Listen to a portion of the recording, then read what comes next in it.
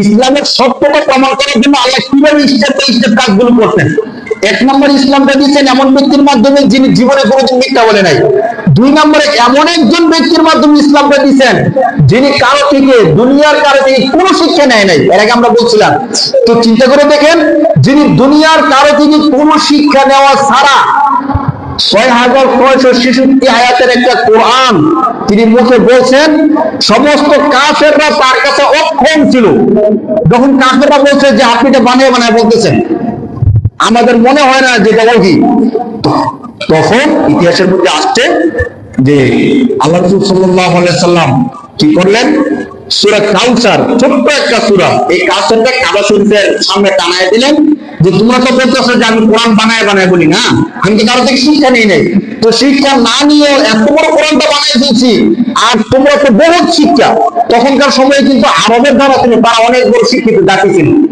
এমন ইতিহাসের মধ্যে আসছে, তারা কথা যখন বলতো ছন্দ আকারে কথা বলতো। শুধু এতটুকু না, ওদের যে বংশ, ওদের ১০০ বংশ পর্যন্ত তারা মুখস্থ বলতে পারতো ছন্দ আকারে।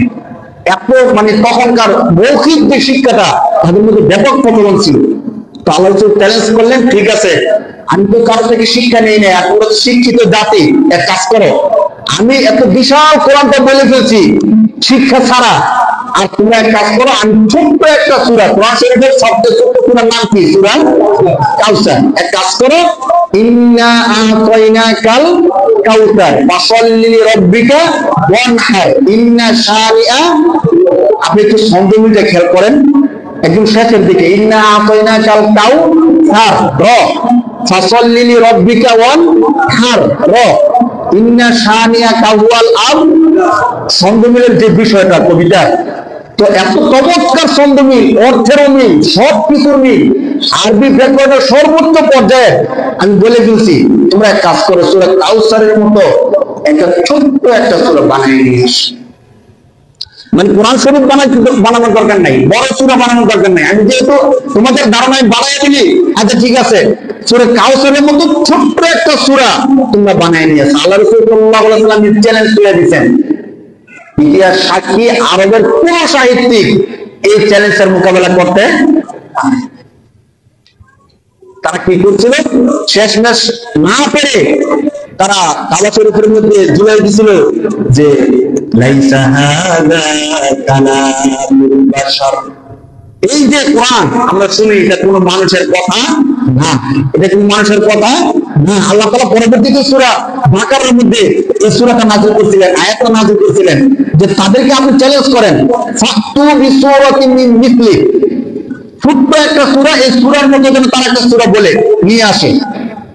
ওয়াদউ শুহাদাকুম মিন দুনিল্লাহ, যদি তারা মনে করে যে আমরা আরবের তারা পারবো না, তাহলে আরবের বাইরে যারা সাহিত্যিক আছে তাদেরকে নিয়ে আসুক। কোন আয়াত? ১ নম্বর পারার ৩ নম্বর পৃষ্ঠা, সূরাতুল বাকারা ৩ নম্বর পৃষ্ঠার শেষ আয়াতে আল্লাহ বলতেছেন, ফাতু বিসূরাতিন মিন মিসলি ওয়াদউ শুহাদাকুম মিন দুনিল্লাহ ইন কুনতুম সাদিকিন। তোমরা যদি সত্যবাদী হয়ে থাকো তাহলে তোমরা ছোট্ট একটা সূরার মতো সূরা নিয়ে আসো। যদি তোমরা নিজেরা না পারো তাহলে আর আশেপাশে যারা সাহিত্যিক আছে তাদেরকে নিয়ে আসো। তাহলে কি পারছেন? বলেন পারে নাই।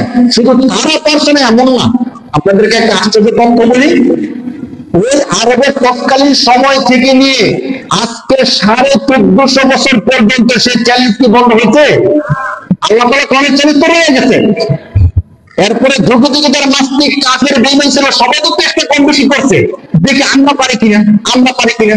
তো আজকে ১৪৫০ বছর পর্যন্ত, আজও পর্যন্ত পৃথিবীর কোন ব্যক্তি এই চ্যালেঞ্জের মোকাবেলা করতে পারে নাই। যদি পারতো আমাদের সামনে থাকতো যে সে একটা কোরআন বানাইছে অথবা কোরআনের মধ্যে একটা সূরা বানাইছে।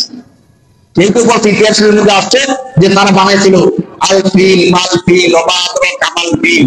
তো বানানোর পরে দেখি আল্লাহ বানাইলাম অর্থ কি? আল ফিল মানে হাতি, মাল ফিল হাতি কি, ওয়াবাদর কামাল ফিল হাতি কি, জানেন হাতি কি? তো হাতি কি আমরা সবাই জানি হাতি কি। এটা কি অর্থ? ইন্না আতাইনাকাল কাউসার কি চমৎকার অর্থ। তাহলে আল ফিল, মাল ফিল, ওয়াবাদর কামাল ফিল, এটা অর্থ কি দাঁড়াইলো? শুধু মিললেই তো হবে না, অর্থ বুঝতে হবে না। আবার রাসূলুল্লাহ যে কথা বলেন, অর্থ যেমন মিল, ছন্দ যেমন মিল, সব দিকটা মিল। والنجم إذا هوى ما ضل صاحبكم وما غوى وما ينطق عن الهوى إن هو إلا وحي يوحى علمه شديد القوى ذو مرة فاستوى شيخ দিকে দেখেন কত মুমকিন والشمس وضحاها والقمر إذا تلاها والنهار إذا جلاها والليل إذا يغشاها والسماء وما بناها والأرض وما طحاها ونفس وما سواها এর সূরা শেষ পর্যন্ত কি দেখেন কি চমৎকার শুধু শব্দের মিল না অর্থেরও কি মিল এই সূরার মধ্যে আল্লাহ তাআলা আজ সমুদ্রের ঘটনা বলতেছেন কি চমৎকার করে ঘটনা বলতেছেন শব্দ মিল সবকিছু মিল করতেছে মানুষ বুঝলো না যে ইসলাম যে সত্য এই জিনিসটা মানুষ বুঝলো যদি বুঝতো আজকে দুনিয়ার মধ্যে